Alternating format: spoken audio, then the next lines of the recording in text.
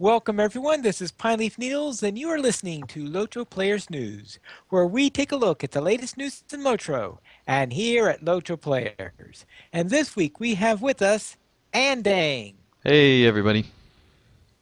Etheros, Hey. Draculeta, Hey, everybody, how's it going? Rexwolf, Hello, Lotro. Sithrith, Hello. and we'll now go into our game news, and unfortunately it's not as good as last week's because we have another round of layoffs at Turbine, and does anyone know what this is all about? Nope. And they're not going to tell us. Not really. And they're not going to tell us, yeah. And they're they not use gonna pretty tell. much nearly the same kind of corporate speak they used last time there was a round of layoffs to be like, oh, we can't talk about it, we can't tell you anything, it's They just basically part of used a normal lot of business. words. They basically use a lot of words to say absolutely nothing whatsoever. Yeah. Yep. The only thing that we really know is that Infinite Crisis just finished up with a big update.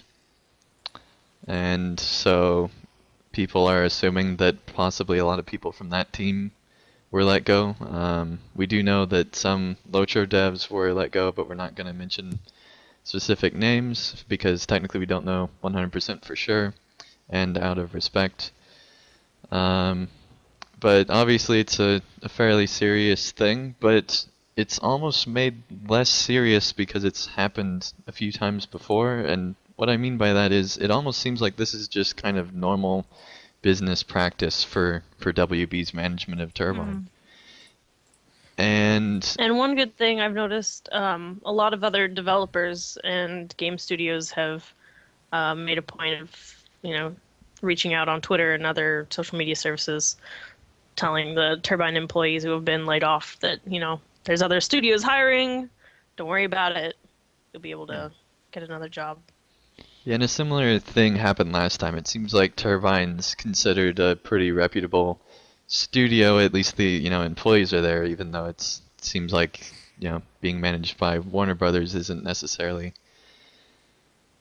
seeming to be the best thing. Thankfully, their response in actually confirming this and everything was a bit quicker on the uptake this time around. Yeah, and if we want to go ahead and move into the reassurance that was given by Frelorn, I guess. Right, and that reassurance is that that the layoffs do not in any way impact the current plans for LOTRO. Brax, do you have any more information on that? Yeah, so I guess the only thing I really noticed was that they haven't really put this in writing that I've seen anywhere, but it was mentioned on the live stream the day after the layoffs occurred.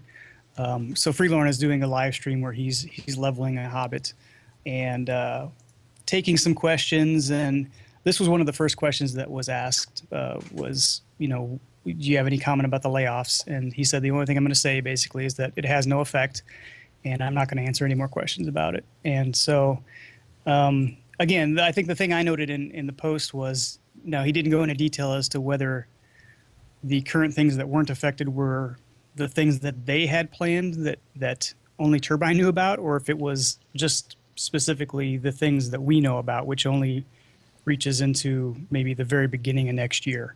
Well, actually, they have mentioned things up to Pelennor Fields in their long-range scope that they've given us. They have mentioned those things. That's correct, but I don't recall them ever giving kind of a timeline for that type of thing. Have they? Only I think it's as far as like early, late.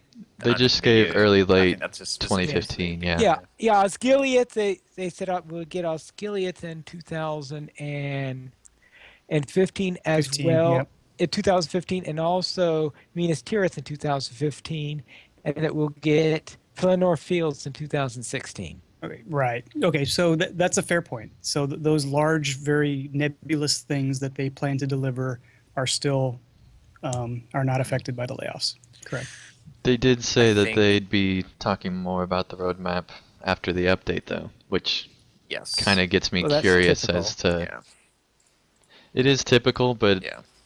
mentioning that right now makes me kind of curious. But I mean, it might just be, Well, to that be way. fair, that was actually a question that I asked on the live stream, which was, when are we going to hear some more information?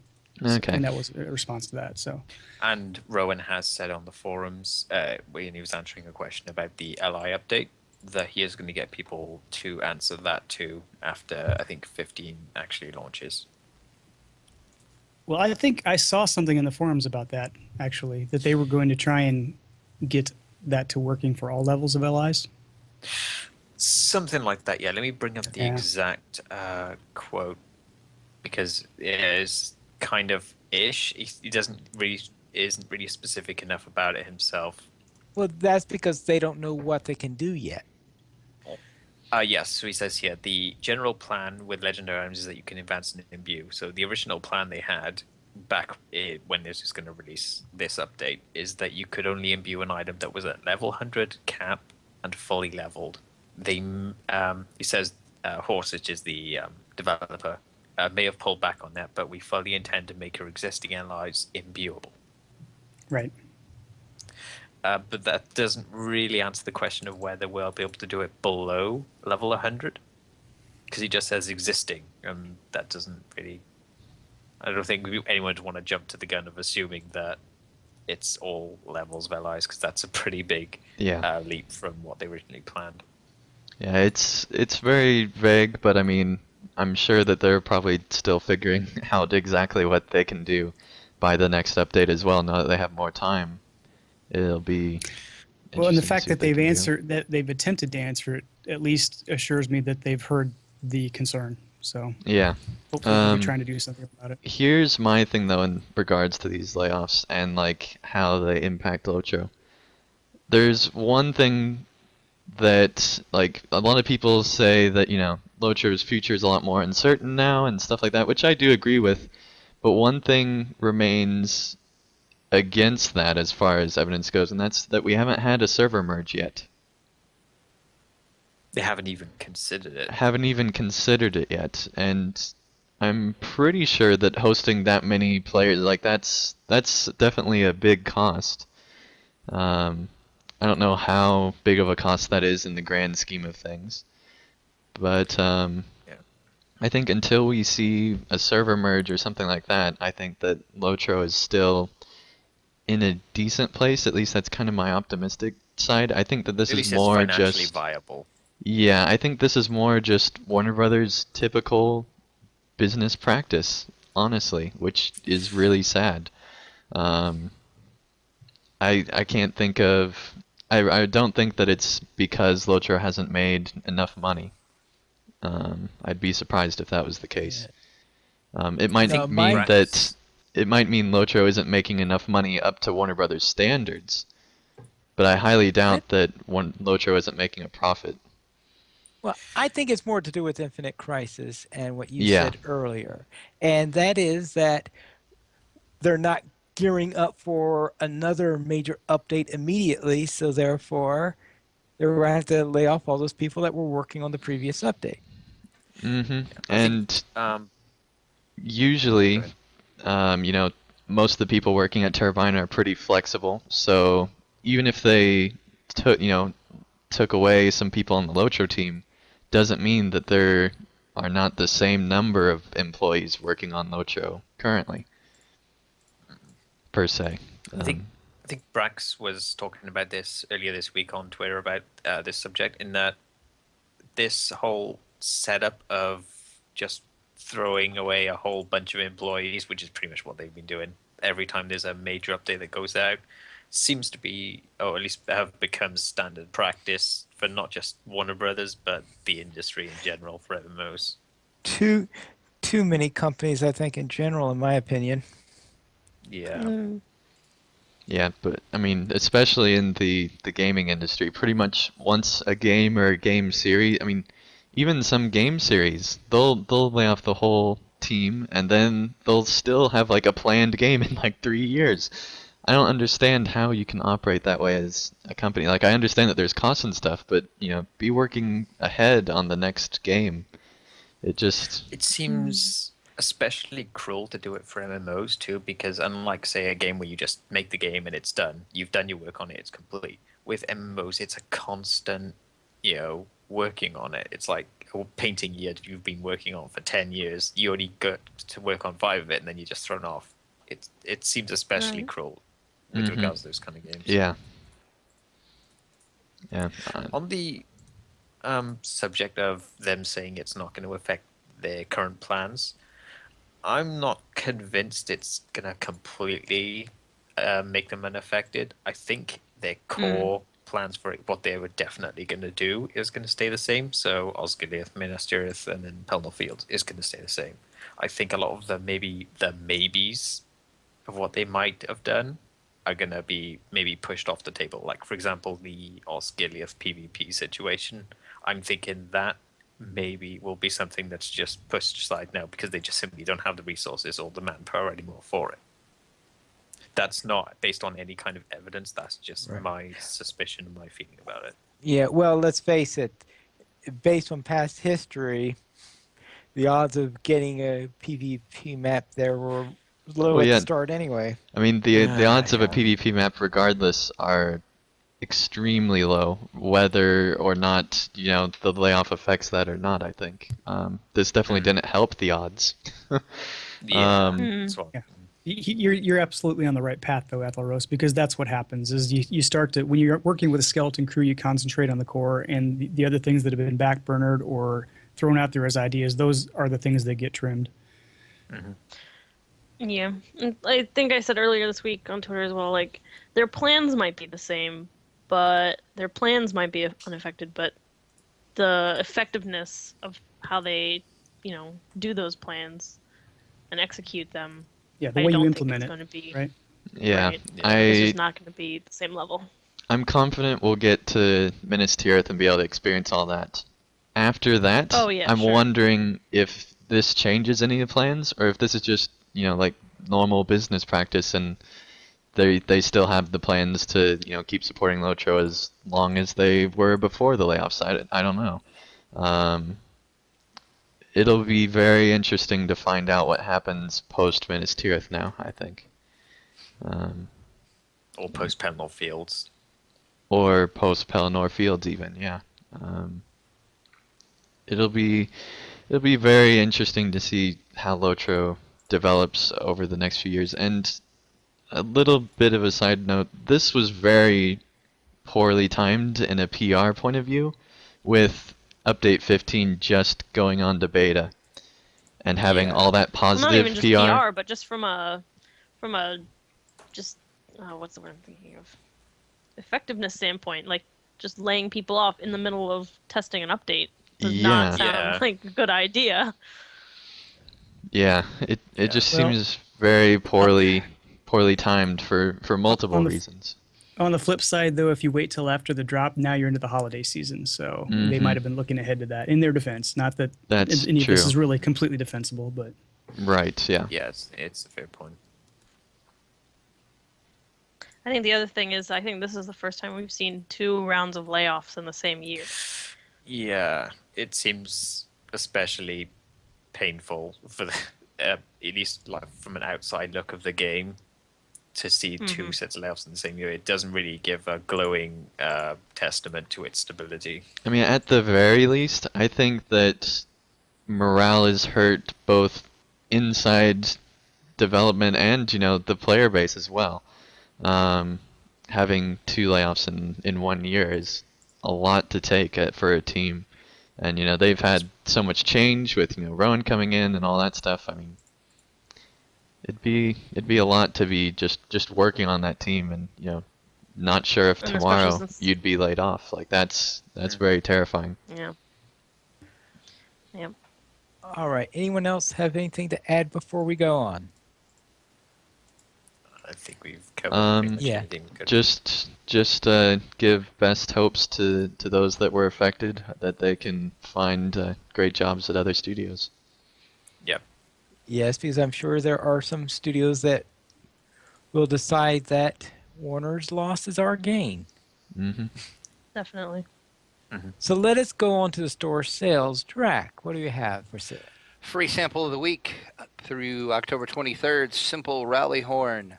Use coupon code RALLY5, RALLY5, and you will get 5 horns per account. Not sure why you would want them, but hey, whatever. No idea. 20% off the following: shared storage, vault upgrades, inventory slots, and the currency cap. So a pretty decent sale for once. Next week will be LIs because this is a decent sale. And that's usually what they do. All right, then let's go into the player news, and we'll begin with Gondor and Beyond, and this is a look into the latest map. Ending, what's this about? Yeah, so with the I guess last update and now this update as well, I've had kind of map discussion video. This time I got help predicting into the future with Sithrid and Atheros, as we talked about the new Gondor map that was included into the game and on beta, and it shows just how close we are to Minas Tirith, Osgiliath, Mordor, and all the things that have felt so far away for so long, and now all of a sudden they're like right on top of us. It's just next year that we'll be getting them, hopefully, assuming things really aren't affected. And one thing that we talked about is that we're going to Osgiliath next, and yet Minas Tirith is directly in the path of Osgiliath. So it kind of seems, out of place, aside from just like, a development point of view on Turbine's side, where, they need to We follow the river. be able to. But yeah, we're following the river around Minas Tirith, which I think makes it even harder to to be not seeing it yet. But the more time they can spend on Minas Tirith, the better, because it definitely needs it. Yeah, but the Osgiliath is in the middle of the river, so therefore Osgiliath is the quicker place. I would think would be the easiest place to go if you're going up the river. But everybody wants to go to Minas Tirith. That's true, Yeah, I but think we'd assuming have to True. I think we'd have to find a reason to go to Osgiliath. There'd have to first, be a like good reason. motivation to. Exactly, there'd have to be a good reason to not go straight to Minas Tirith, since it's on the way, and in theory there'd be something going on. Like, at the very least, we'd want to stop there and get, like, food supplies and stuff like that. Like, I mean, there'd be some type of, like, That's the basically. problem. They don't have food supplies in there. They're under siege. But we don't know that. And if we knew they were under siege, don't you think we'd go there and try to help out? Well, minor little detail there. That's something that Turbine has It just solved. seems completely illogical. Like, they're gonna have a good reason, or just not cover it and hope that players don't notice. We are One of going the to two. try That- to undermine the bet. In other words, try to outflank the enemy so as to break down the enemy attack on Minas The- Tirith, right? This is something that Yeah. mentioned in terms of the timing now, because everything is so tight in terms of the hours that things are happening. Hmm. I think they have said that they might. I don't remember exactly when they said it might be doing that interview with Coriolis, but they would maybe be twisting the times or maybe stretching out a bit, so we could possibly say go to Osgiliath and do stuff there in time to get to Minas Tirith before the siege happens. Right, and I mean, the thing is, nothing's going to be happening after at Osgiliath, really.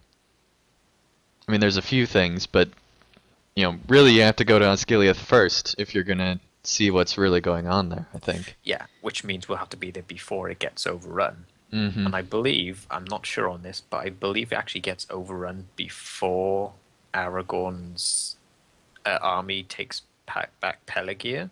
So I think that actually itself would be a sort of timing deviation like they did with Isengard and the Grey Company. It's pretty close, the timing there, but I'm thinking it is before, yeah. Barnabas in the chat says, "Is that before or after we have to talk to Elrond?" Oh, that is cruel. That'll be the last mission in the last quest in the whole game. go Probably talk. missed 12 rounds. We get to Oh, wave goodness. goodbye to him when he leaves Middle Earth. That's part of the question of the Sure. week. We can't get to that yet. Yep, we'll get to that in Ah. minutes, in a few minutes. But anyway, this actually turned a lot of community discussion up about how we'd be proceeding. It's honestly one of our most commented things we've had in a long time.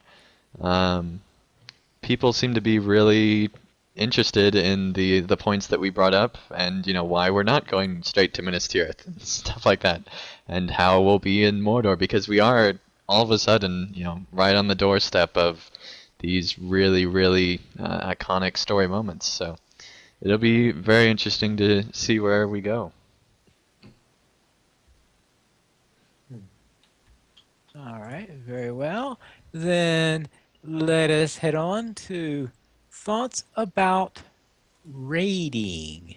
And Bloodborne posted an article on his thoughts about raiding. And Brax, what do you have to say about this? Yeah, Bloodburn's a new contributor to the site, and he's a very, very prolific LOTRO player. He has a level 100 of every single class, and he streams all the time. So he I think he said he's been around since beta too. I know he's been around a very long time, but this is his first post on LOTRO players. Excuse me. Come on, live show, and he talks about his very first experience in a raid, which was the Rift, back when it was the highest thing you could do and the most prestigious thing you could accomplish in the game, and how he didn't start as a raider but then got into raiding because of that experience, and kind of waxes nostalgic about how great those days were and how they've kind of been faded into the past. And it's a fun read because I don't have the same perspective that he does, and it's interesting to hear him kind of beg and plead for a return to that type of content. Although we haven't really heard one way or the other whether that's ever going to happen again. Just to mention that question got asked again on the live stream this week, and Freelorn's answer was maybe. So never say never, but again, this is. I would give this a read if you're a raider or have been a raider. I know he's gotten a lot of comments on the article from other people who have the same experience from a raiding standpoint. I think post Minas Tirith it'll be a lot more likely that they'll consider raids than it is with Minas Tirith. Yeah. I would like to really congratulate Bloodborne for this amazing article. It reminds me kind of sort of like one of my first articles for CSTM, which was basically kind of a love letter for PvP. And it's a really good argument about how those times aren't around anymore, and it was a totally different type of the game that just isn't really being supported anymore, kind of like how PvP was when I was writing about it. So I definitely see his argument, and it's a very well written article. I recommend people check it out, even if you don't necessarily like PvP. I mean, rating. You got PvP on your mind. I did, yeah. Even if you don't like rating, it's a really, really good article. All right. Then we'll proceed into something more musical, and that is the Ballad of Kisley, which is our LOTRO video highlights this week. And Dang, why did you choose this one? Well, I chose this one because it was next. I don't know. I've done so many of these that I just have some that stand out. Bards, Beards, and Longbeards does a great job every time, and it's cool to see a fairly large-scale battle, considering it's done just by players in the game, and it tells a pretty cool story. So if you have not seen this yet, I recommend checking it out. And Nirvana, in response to this, said it's one of their favorites, so people seem to really like this video by the BBB. All right, very well. And our forgotten lore piece this week is the Silver Deep Guardhouse, which in the Forgotten Lore by Edicles, where he looks into this area that used to be part of the epic. I guess I had forgot. It shows you how rarely I do that side of it. Is I had forgotten that that was removed from the epic. How rarely you play dwarves. Yes, that's how rarely I play dwarves. I guess is that I had forgotten that little detail. But the Silver Deep Guardhouse, where you have to go to someone and find out why they slept on the job, so to speak. Yeah. I believe that's the place that collapses and there's meant to be something stolen from it. At least that's my memory from doing that quest a very long time Well, ago. yeah, he was knocked out by goblins who apparently were using the area as an entrance and exit to get into the Silver Deep mines.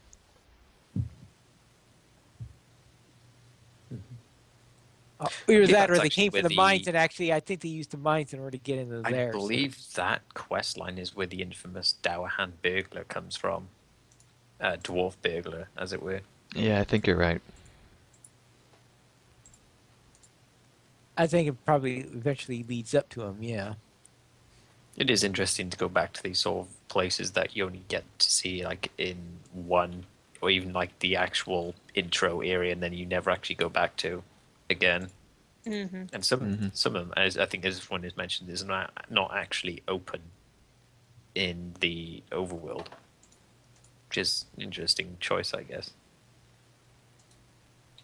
Yeah. All right then.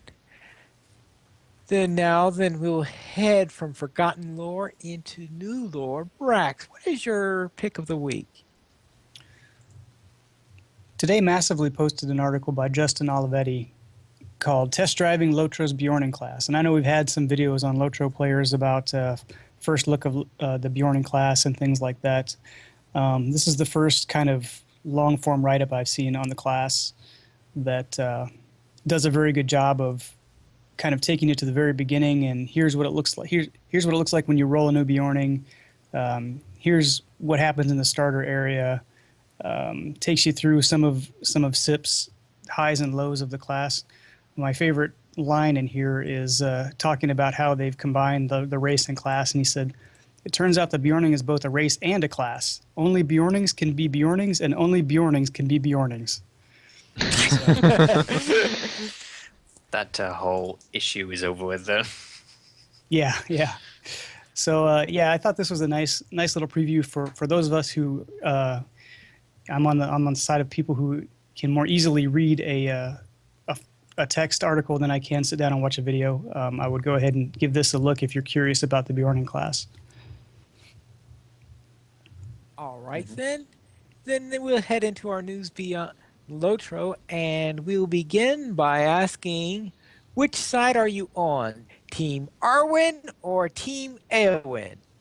We'll begin, before we have ending tell us the poll results, let's take a quick poll of our group here. Drac. Definitely not Eowyn. Wow, Why not? why? She's What? annoying and I hate her. Oh my goodness. We can't. Never be liked her friends in, anymore, Drac. Oh, well, I'm sorry, Wade. The first time I read that book, I hated her. I could not stand her. All right, We can't Drac, be friends I guess anymore. we'll say Drac by default is Yeah. Arwen. Drac So almost therefore, counts as 2 votes there. That was very passionate. My goodness. Brax, Seriously, what are we doing? are you Team Arwen or Team Eowyn? I'm not sure I understand the question. What's That's the the poll criteria? question. Who do you like There's better, there's Eowyn no or Arwen? You there's make your own no criteria. there's no preface given to this. It's just Is this like a team. Twilight thing? Because I never read that book. No, it's not. It's not a Just which Twilight character thing. you like better. Just Last time pick I one. checked, neither one of them sparkled. Well, Maybe Arwen a little bit. She is an yeah, elf. Or, I'm not going to vote for an elf, so I guess I'll go with Eowyn. All right, we're 1-1. Sithrit, well, obviously, Team Eowyn. Team Eowyn. Etheros, Hey, witch, you killed the freaking Witch King. What did Arwen ever do? all right. Arwen just sits around in the books and makes a banner. That's all she does. And I'll have to go with the Killer of the Witch King too. So therefore, that is before we go to Andang, that gives us 4-1 in favor of Eowyn. So Andang, what do you and our audience say? The only thing that I can give towards Arwen really is the fact that she, I guess, helped the line of Gondor continue. So that's a fairly important role, I would think. But that she got married? Yeah. Oh, congratulations, Owen. You did so well marrying somebody. Yeah, there's a whole thing we could talk about there, but I'm not gonna go there. So anyway, there's probably also some other things that she did that were pretty cool. But anyway, I'm probably more for Team Eowyn, just because she took out the Witch King. Not very many people can say that. And Or our another person could say that. Marin's the only other person I can think of who can make such a claim. Yep. And our poll results are Team Eowyn in the lead with only 61% of the votes. That actually kind of surprised me. And then Team Arwen I'm at thinking- 39%. I'm thinking that maybe Drac fudged this vote a bit because he doesn't like Eowyn You so think much. that Drac counts for 62 votes? He called I in his might. He vampire might have found a buddies. way. I have my ways. Get out there and vote because it's critical that we find the answer to this burning question. Ooh. Well, believe it or Not not, sure, this is one of our most commented polls, so it actually did create quite a debate. Of course it I'm is. not sure, but I think Brax doesn't take this very seriously. How can you tell? I think he's scratching the bottom of the barrel as far as polls are concerned. Honestly, I have a few more of these planned. These are just like the filler polls for when there's no ideas. Oh, Team Mary, Team Pippin. Get can we get like a 3 option poll of Team Legolas, Team Gimli, and Team Aragorn? You can submit See what poll that's ideas at any time to Well, I just did, podcast so- or contact at lotraplayers.com. So either one, just send in poll ideas. I need them. Zinger says Team Toriel, by the way. Oh no. Alright. I'd be behind that. Maybe Team Still Elf better than Captain. Arwen. Team Elf Captain from books that doesn't necessarily mean that How character. about Team Toriel minus Legolas? Like no Legolas. Just pretending Legolas doesn't exist and just Toriel. subtract the Legolas. And Keely, isn't it And the dwarf? and the that- Keely, yeah. Yeah. Subtract Take out the- those two characters okay. and then her. So Team Toriel fighting orcs. That's So Team That's Tariel option or I Team have. Orcs? Sure. Okay. Very well. We'll move on. We also have a post of The Hobbit in 72 Lego seconds, one of those Brother Workshop items. And in case you are worried about The Hobbit, in that Peter Jackson has managed to stretch it out to last three-hour movies. That's right. He stretched out The Hobbit to 9 hours. If you think that's a little long, then you can see the Brothers Workshop version, which takes only 72 seconds. Any more comments, Sanding? Considering this is only 72 seconds, it tells the story really well. I mean, sure, some of the things are sped up so they can get through it a little quicker, but wow. You get the gist. I don't think I'd be able to, like, do that in a video, like even just talking, like what happened in 72 seconds. This would have taken a lot of time to weed it down to just the key important issues. And it goes chapter by chapter, so it gives like little chapter summaries too if you want to see that as well. So All right, very well. And that is, if you don't have time to see the Peter Jackson version, then or if you do and See you the just pros- want to see a really cool Hobbit video. all right. And speaking of hobbits, we also have I always can never pronounce this name. Eogro. Eogro. Okay, because he puts it down, Eogro Marybelly, and it's all done in one word. I always have trouble remembering where the split. He needs a page break in his name, doesn't he, Pineleaf? No, he needs a space in his name. But Eogro Marybelly posted a item called "I Once Was a Hobbit," and this is about a certain person who was born a hobbit but isn't quite a hobbit anymore. Sam. Oh, he was born a hobbit but he turned into a hero, you mean? Sure, that's what I meant. Yeah, Frodo that's was born a hobbit and turned into a wraith. Kinda, sort of. This process was started, at least. well, okay, but this is the first hobbit to turn into a non-hobbit, so to speak. Ah, okay, A yeah. precious one. This is a really good continuation of the lore series, and I really enjoyed this title. I was like, oh, is he not doing a lore article? Nope, he is. It's continuing on, and so I really enjoyed the title of this, and it's, as always, another great lore article. So great job. All right. Then we'll go on now into the question of the week. Atheros, what have you got to say this time? The question of the week I decided to come up with this time is kind of related to the Gondor and Beyond article video we did, where we kind of talk about what we can maybe be doing in the future. Except this one is kind of looking at where we would go beyond Pelennor Fields, which is the last confirmed content we have, at least at this point. So the first question I have come up with is after the Battle of Pelennor Fields. So we won that battle. Mordor was for now subdued, and Frodo and Sam are, I think, at that point are either in Mordor or they just made it inside recently. I don't remember exactly where the timeline is there, but either way, it's kind of a situation in where we're not quite sure where we would go after that. It would assume that we follow Aragorn's army to the Black Gate, but they sort of take quite a while to get there, and they kind of take a couple of stops at the same time. So the question is, assuming that we ourselves go to Mordor, in what situation would we actually end up going there without kind of ruining the whole book in terms of getting Frodo caught by Sauron? And what could we actually do while in there?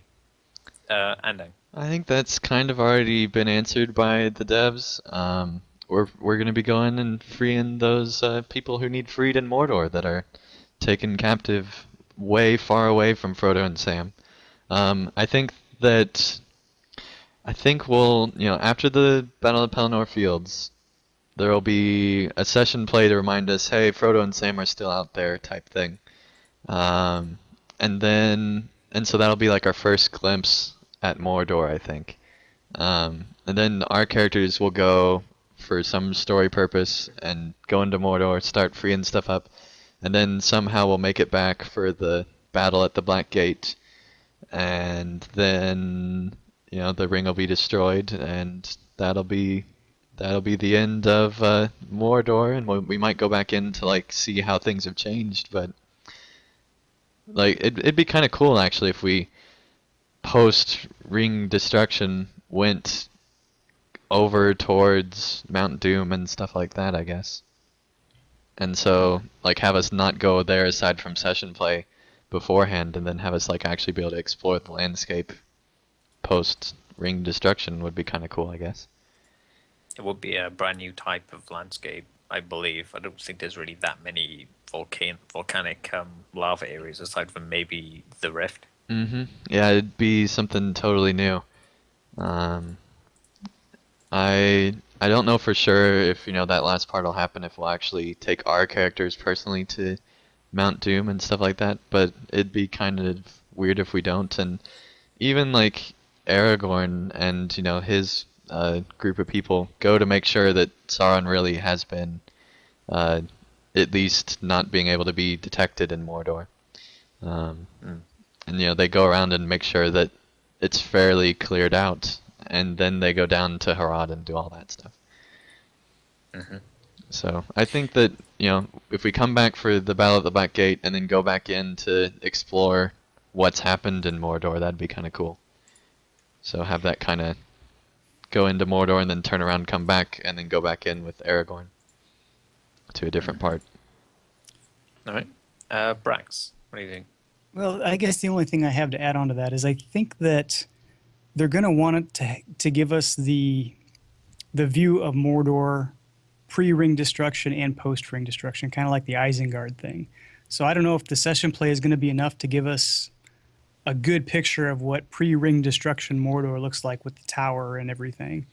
It may be. It might, depending on how they instance and session that, it might be. But I certainly think they're going to want to give us both of those timeline viewpoints.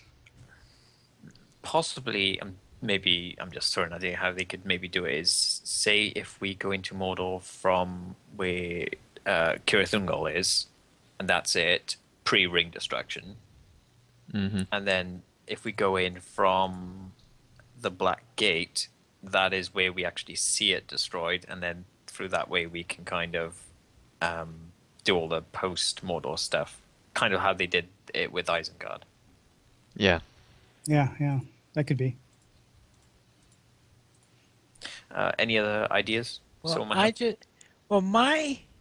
think that the most likely place is. It depends on how confident they are that Frodo got through Kirith Ungol, because if they think that Frodo did go through that and is already past there, then they might send us as a distraction to Minas Morgul. In other words, draw people outside of the pass And they into are. Minas Morgul.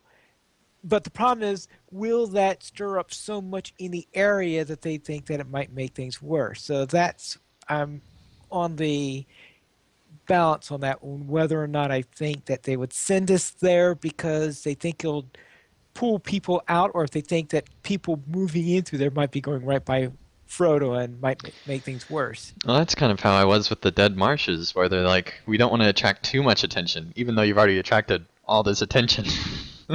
It just seemed kind of weird how that worked. So I don't think that they're too worried about attracting attention after the Dead Marshes update, but maybe Mordor is another beast. I don't know. Anything? Well, anyone else have anything else to add? I'm wondering Alright. where Shelob's going to work into this, because that's something we haven't talked about. Yeah, we've heard, like we've mentioned it a couple of times about maybe it being a raid or a six-man. I'm thinking that if it's going to happen, is going to be pre-ring destruction, but it'll be like when we actually go near that area to begin with. I was thinking Yeah, but post. I can't see us actually going into Kirith Ungol before the ring is destroyed, because that's the Yeah. last place they want us to be. Yeah, I was thinking Right. post ring is where that'd make more sense. Maybe not. We might go there before. I don't know. Possibility. If that's it, then we'll move on to the next question. All right. The next one is looking at post Mordor. So I think there was a dev post quite a few months ago now, maybe 2 or 3, about what their priorities are going to be after the ring is destroyed. And the major thing they emphasized was that the Scouring of the Shire is the most important one. That's the one they're going to be doing first, from what they said. Now, obviously, that may have changed since then, but taking that as their main intention, how do you think they could actually handle that? Because obviously, the Shire is a wreck at that point. Like, there's going to have to be a huge amount of phasing if they're going to use the same Shire that we've already quested in before, just to make it look kind of destroyed, and it will be on a completely different level from what they've done before in other regions. I mean, they have that South Farthing area that isn't actually in the game yet. Do you think they could maybe use that as a destroyed version, and then have that be where we do all the questing? But the main problem I see with that is that there are a lot of key areas that are notable for being wrecked, like the party tree and Bag End itself. Yeah, the we would have to go to. the Battle of Bywater is well and by water. Yeah.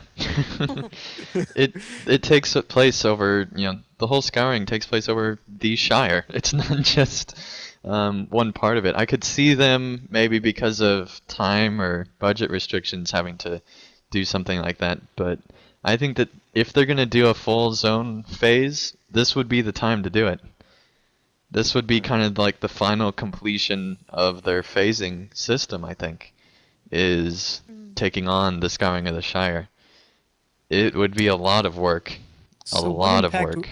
what impact would that have on role players who want to role play in the Shire as it was before the Scouring? Well, if you make it like Helm's Deep, where you right click on, a barrel and you get to the, appropriate version and have Yeah. a pre That and seems to post. be one of the two options there. They can either do that, which is like a different version of it, in which case you can only go in the Shire. You can't leave the zone to go other places. Hmm. Or I think CableNet Dragon in the chat suggested this. At the same time as us doing the scouting thing, they implement the South Farthing. So we quest in there, and then we go up through that gate into a different version of the Shire. So Isengard Yep. style. Yeah, and that I feel like would that's be, most likely. I think that would That- be probably that more would- likely that could if they work. could get the landscape to line up appropriately. Because it was a little bit easier, I think, with the way that they built the Isengard area, because they went in planning to do that. I don't know what, if anything, that they plan to do with the original Shire now. So that's the only difference is that, Isengard, they planned out all that stuff and had a specific way to build the landscape to make sure that it all fit in nice and tight.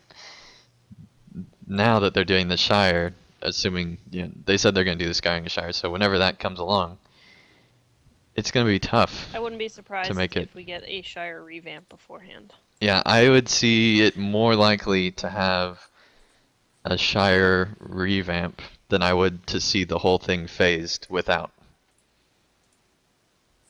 Yeah, because while they're doing these like graphics changes, assuming they do either make a copy of it or do something like that, they would inevitably change up some of the lower quality textures and things like that.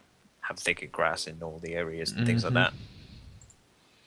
Yeah, it's going to be a lot of work to, regardless of, like, even if they limit it to just instances even or something like that, it'll be a lot of work to get this all done. Yep. Any other thoughts? Okay, then we'll move on to the last question, which is something we've discussed a lot on this podcast, and I think other people have too. Is that Turbine is kind of known for doing this in that they will take, say, like a line or two that Tolkien talks about.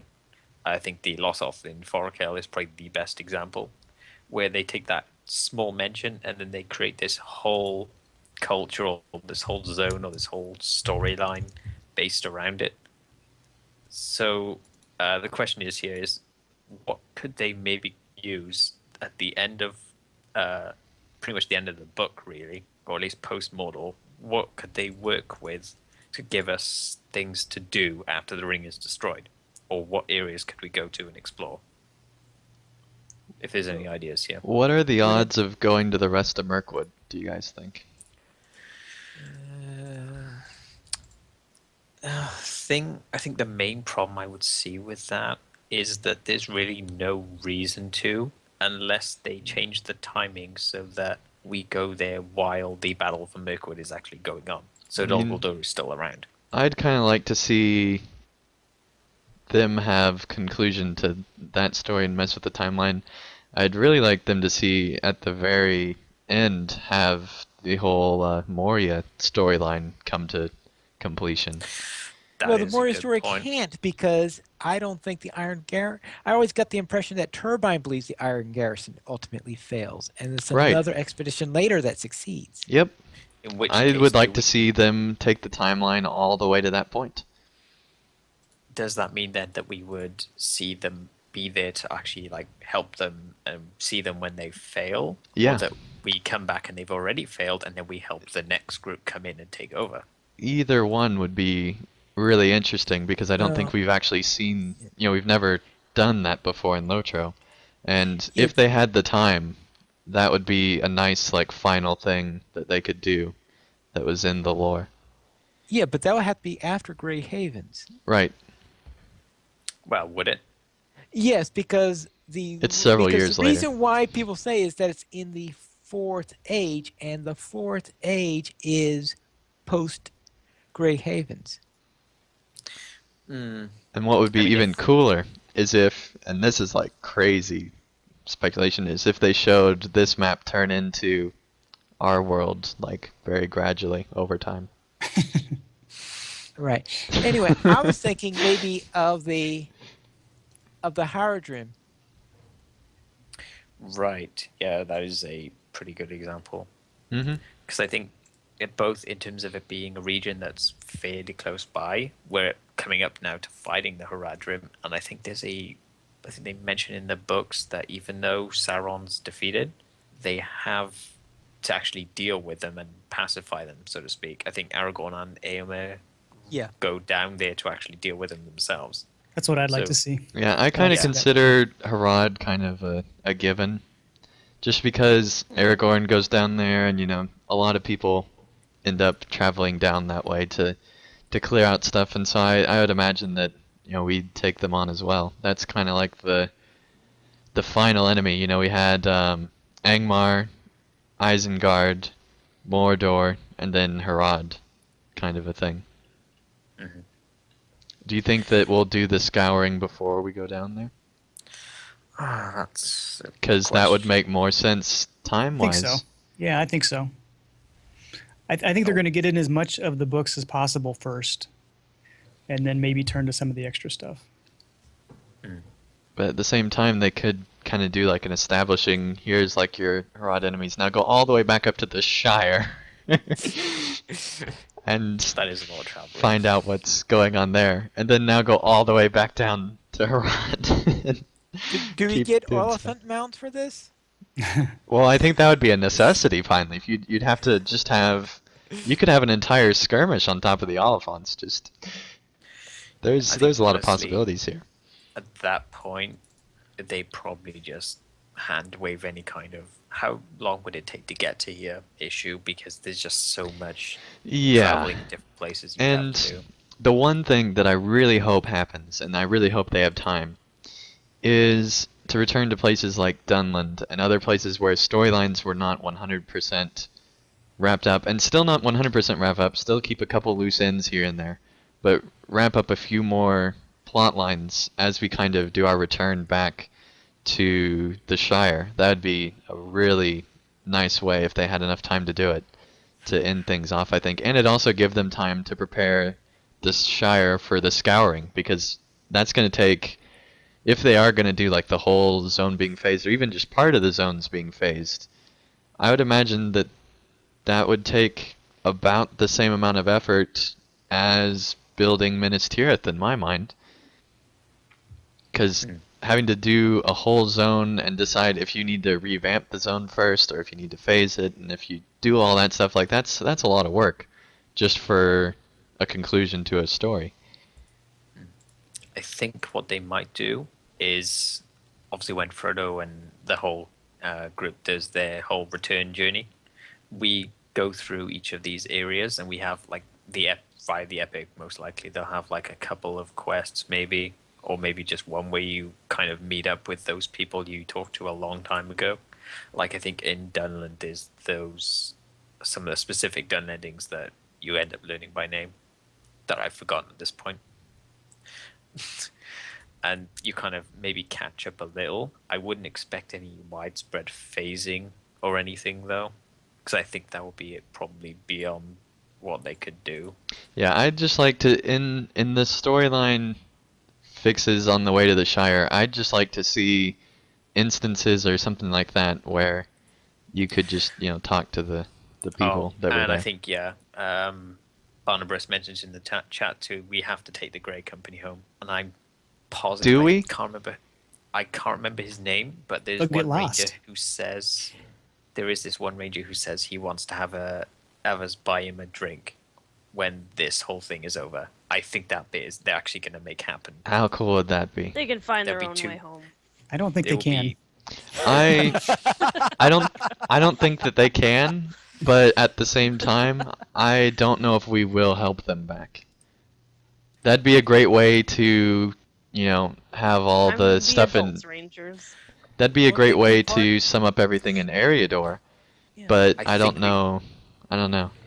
I don't I think would we'll think that. walk with them back, but I think we will have some sort of final meetup with whoever's left by the end of I it. think I that's a don't lot even know more who it likely. is, but Yeah. I I think think some I of them think will we become break up part. with them at maybe Minas maybe Tirith. in Yeah. Well, some of them are probably going to be members of Aragorn's court. Yeah, there's Aragorn's, becoming king ceremony, and then we say goodbye to all the rangers and everybody, and go on our own little journey back. I see that much more likely than following a company back the whole way. I'm But pretty I sure could they'll be stay with wrong. Aragorn. Yeah. To hold Elrond's hand and show him the way to the mailbox.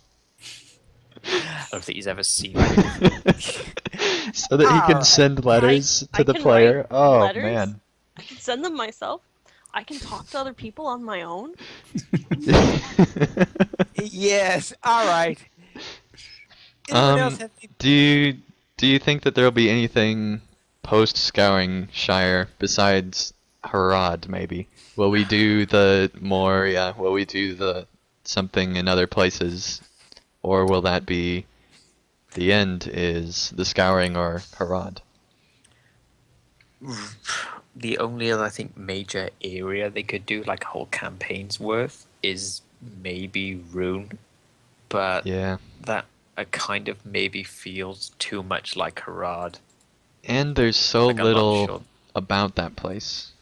Which, on the other hand, could be a lot of potential. It could be, Yeah, but I'm not sure how I well don't they know. could maybe Well, differentiate it from they're Harad. a lot more heavy armor, um, mounted on horseback type people, aren't they? They're closer to almost like a Rohan. General. Yeah, they're where the Wayne Riders came from and everything Hmm. like that. Yeah, they're We, closer to more like a Rohan type people. So it'd be different, I think. I think they could definitely make it different, but it would probably feel a little similar. Yeah, that's really the only other option. I don't think they'd be willing to go to like big campaigns worth for Harad and Rune.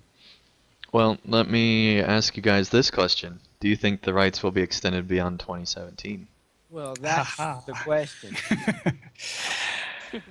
I If don't think they are interested in doing that personally. You don't No. think That's- Turbine and the team, or you don't think Warner Brothers? I don't think Warner Brothers is Brothers. interested in doing that. That's just my opinion after what we've seen with the layoffs the last couple months. And I don't know. I have a feeling that they're just not. If they're going to use the IP, they're going to use it somewhere else. Now, if they can use the same IP that they're using for other newer games and apply that towards Lord of the Rings Online, they might continue doing it. But I'm not sure exactly how that contract is written. So I think to extend it specifically for LOTRO is probably pretty low on their priority list. Well, yes, but I think that it depends on a few things, I think. I think if um, Christopher Tolkien passes away sometime between now and then, which he's getting up in years, it's possible.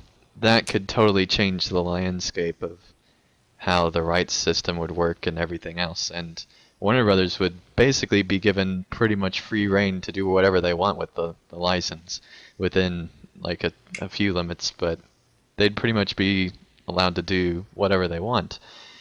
And if that happens, then it's very hard to predict, I think, what would happen unless Lotro really is just not profitable for them. But I think as long as Lotro is making a profit for Warner Brothers, which I think they are, they just might not be meeting exactly where Warner Brothers wants them to be profit wise. I think that they'll keep them going as long as it's making a profit.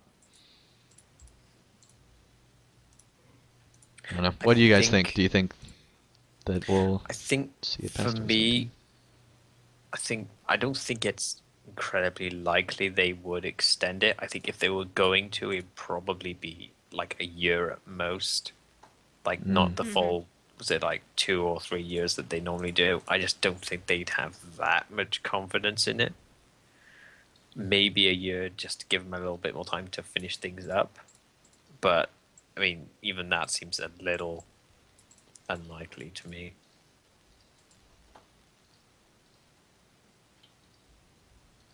Yep. I don't know. I think it's going to be extended. To what level? I don't know yet.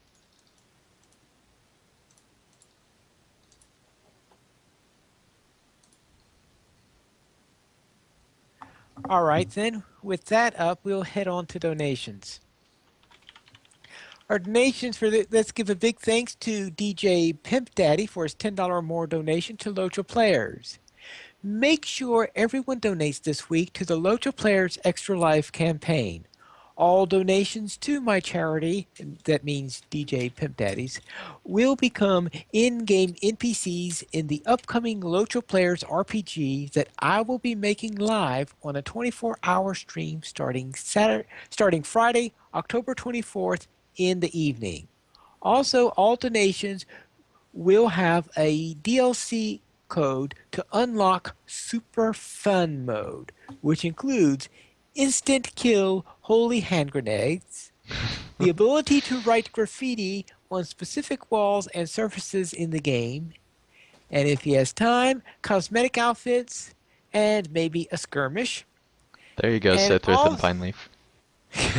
and also, yes, but you got to remember, I'm in competition with him, as we'll see later in this, and unlocks DJ Pimp Daddy singing several songs in the game terribly, including the recently recorded Welcome to the Braxwood.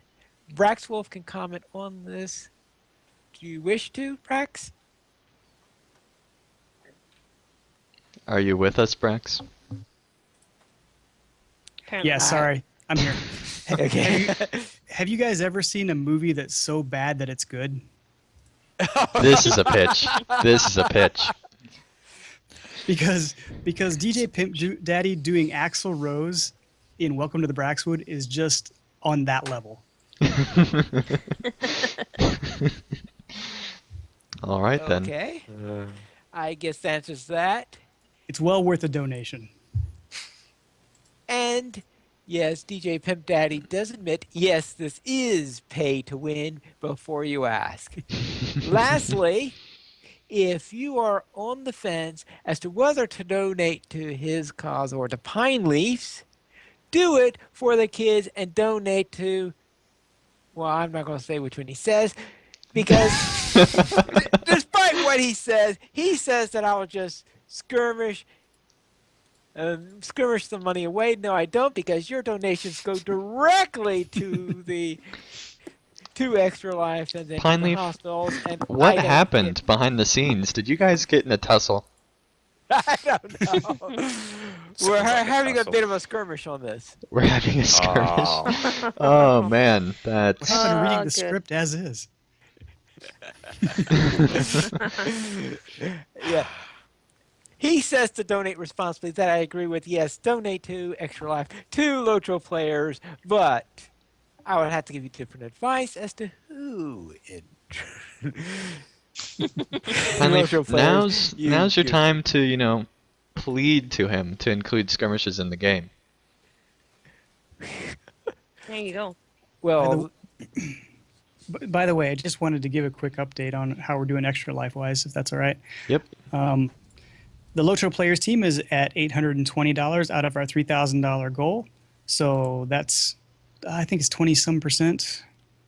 I think we're 20, either 27%. Yeah, we're just 5% over. would have been 750, I thought. Yeah, Mhm. so Yep. 27%. We've got 1 week before the marathon, so we're looking for a little bit more help there. Although certain individuals are doing pretty well, I would say DJ needs your help. Pineleaf actually is doing pretty well. Oh, Pineleaf, you're beating DJ Pimp Daddy now.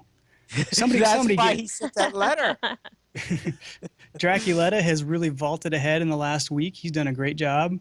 American Golden Star, they're doing, as you would expect. And there's someone else in there that's doing pretty well too. So I would say I have a high suspicion that during the marathon, we're going to see the LOTRO community come through on this one. Even though we're only 27% now, I expect that we're going to get pretty close to that $3,000 goal next Yeah, weekend. but we need your guys' help. We're just 1 week away from the marathon, and we definitely need your guys' support. And also, I'm in last. Please, please help out Team Andang. Forget Arwen, forget Eowyn. Help out Andang. Help reach the goal because I really do want to help the people at my children's hospital, and hopefully we can get that done because it's definitely a very good cause, and this is our version of the fellowship walk this year. So if you were waiting out for that or something like that, it's not going to happen. We're doing this instead. So please help us out, help us reach our goal, and help sick children in need. Yes. And you can donate at the donations page found on LOTRO Player's Extra Life team page. And DJ Pimp Daddy makes a note that he has a pinned tweet at DJ Pimp Daddy on his Twitter site. And let me make it even easier for the audience. How many of you, our audience, have been to LOTROplayers.com? Hopefully, you're all raising your hands right now across the world. If not, Or not, then that'd be weird. well, maybe. They If stumbled you onto haven't us. been to LOTROplayers.com, it's very simple. Just go to an internet browser, type in LOTROplayers.com, hit enter, and make your way to our site. On the right side of the page, it's actually the top widget right now, is a link and a widget to the Extra Life campaign. So it's that simple. Just go, be on your way to the news that comes up on the site this week, and maybe click on the donation page to help support sick children in need. All right, very well. That was a thank shameless you. plug. Yes. To help support LOTRO Players, simply go to the donations page where you can help support the podcast of LOTRO Players and also help support the site. We have $5 and $10 mentions where you can donate to get a mention on one or all of our active podcasts for an episode, depending on the amount. For $5, you get a mention on the podcast of your choice. For $10 or more, you get a mention on all of our active podcasts. In that case, what I just gave you about was the donations to LOTRO Players, which is a separate donation page from the LOTRO Players group for Extra Life. So make sure you go to the right donations page depending on which one you wish to contribute for. I'll go even a step further. Don't donate to us this week. Donate to Extra Life. It's much better cause for this week. We'll survive a week. We can make We'll it. survive it. All right. Yeah, definitely help the sick children in need. DJ Pimp Daddy says, I got no beef with you, Pineleaf. It's just that every good story needs a good villain. I'll let the audience choose which one of us is the villain. Why did you say What? it like that? Yeah, what? Because he's fly, yo. Oh my gosh. Brax has got my jive. Yeah, you sound like. Oh gosh. I don't know. All right. Very well. Ooh. As for feedback, we do not have any reviews this week, but we do have some featured comments, and we'll begin with Roger, who left a comment in response to the layoffs. Ending, could you please read this? Yes, I can, because, In Roger's clearly I accent, read please. the last comment so well. Oh. Oh, joy. Whether the layoffs do or do not have an effect on the current plans for LOTRO, we will never know, because no company will ever publicly disclose such sensitive business information. I believe that as long as the core players continue to finance the game to a level that is acceptable to Turbine, and I'm going to insert Warner Brothers, possibly, business model, then content will be forthcoming. Of course, the quality and quantity of that content will reflect the resources Turbine have available. I Sounds about agree right with to me. this 100%. Obviously, it's a little bit logical, but I really do believe that as long as players stay positive and spend money as if the game is not ending, the game will not end.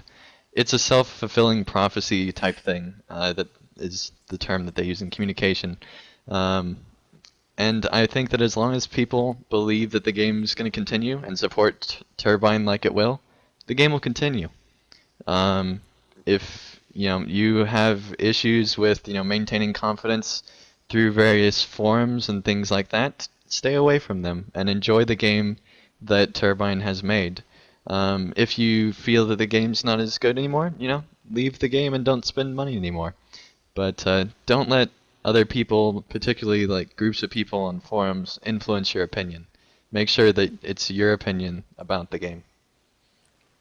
Let me All add right. that I don't have any problem that Turbine doesn't come out and say, well, these are the things that the layoffs is going to affect bit by bit. Here's all the bullet points. The only thing that I would, I guess, hope that they would do is that if they've already communicated to the players what's going to happen, and something is now either not going to happen or going to happen differently, that's what I would expect them to communicate. Yeah. I think Turbine's, like I think Roger mentioned it, their core group for LOTRO, that is the people who are here for the fact that it's Tolkien. They're here for the story. They're here for the world.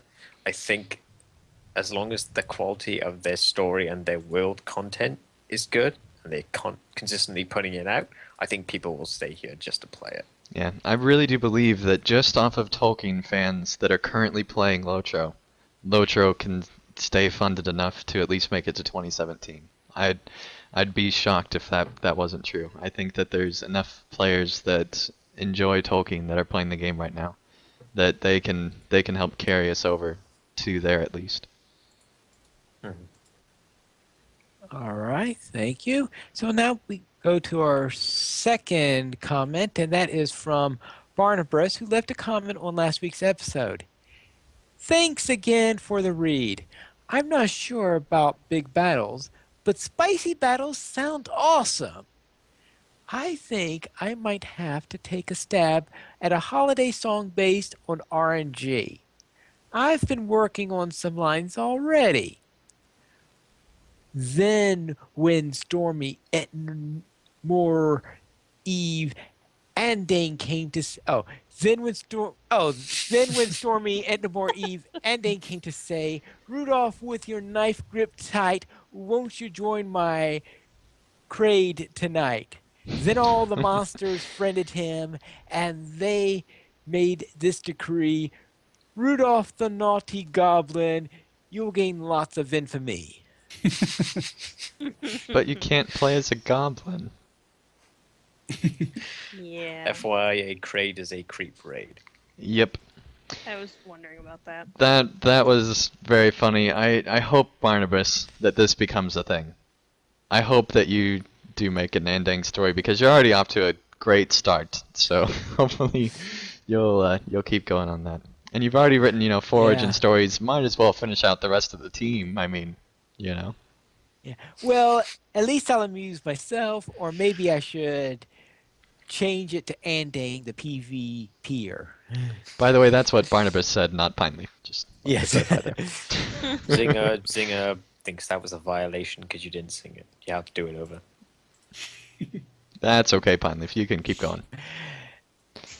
Elise left a comment on Blub's rating article, and Etheros, could you please read this? Yeah. She says, great article, Blood. It's Bloodborne, I assume. Yeah. Having come into LOTRO just after Rise of Rohan, I missed all those fun days. I am generally a solo player, but I kept hearing word of the fabled Balrog in the Rift, Mirkwood. I don't know what that's. So that's actually how it reads. In their absences, amusing plot, etc. And eventually some kind folks took me in for my first raid, which was so fun. I think it sounds so sarcastic. Believe me, it's not written like that, I'm sure. It's just my voice. I learned a lot about my classes, tips, and tricks just from those content. However, I never fit in with the raiding scene on my server. I love goofing off, and honestly, wiping is a blast. Yes, it is. So nowadays, I stick with my group of friends and teach lower level kingmates tricks we learned from running those instances.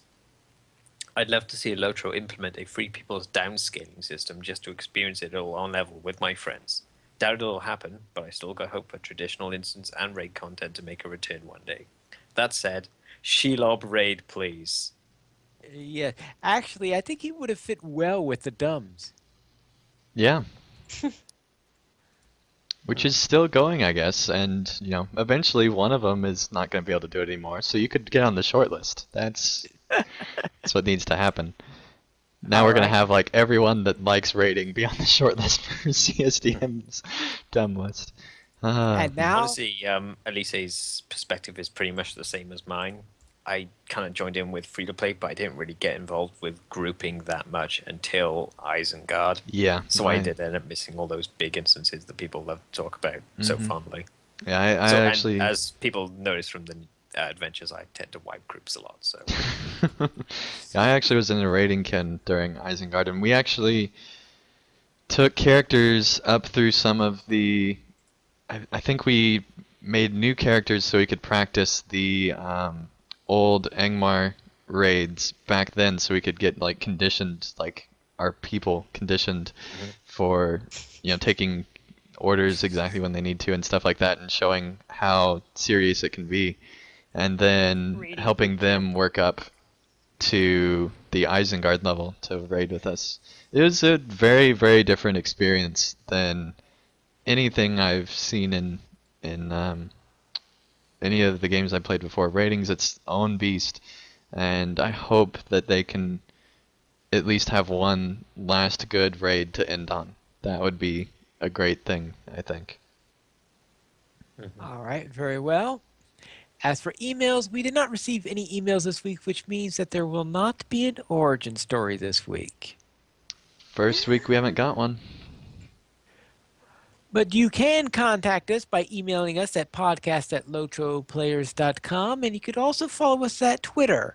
The Players Alliance at Players Ally, Lotro Players at Lotro Players, Andang at PVMP_Andang, Braxwolf at Braxwolf, Sithrith at Sithrith, Draculetta at Draculetta_72, Etheros at Etheros, Lily Kate at Lily Kate Buggins, Mystery at Mystery XOX, and Pineleaf at Pineleaf Needles. The Players Alliance has 2 live shows every week on Mondays at 8:30 p.m. U.S. Eastern Time. We have DDO Players News, and on Saturdays at 8:30 p.m. U.S. Eastern Time, we have LOTRO Players News, and you can join us for the live shows at lotroplayers.com/live.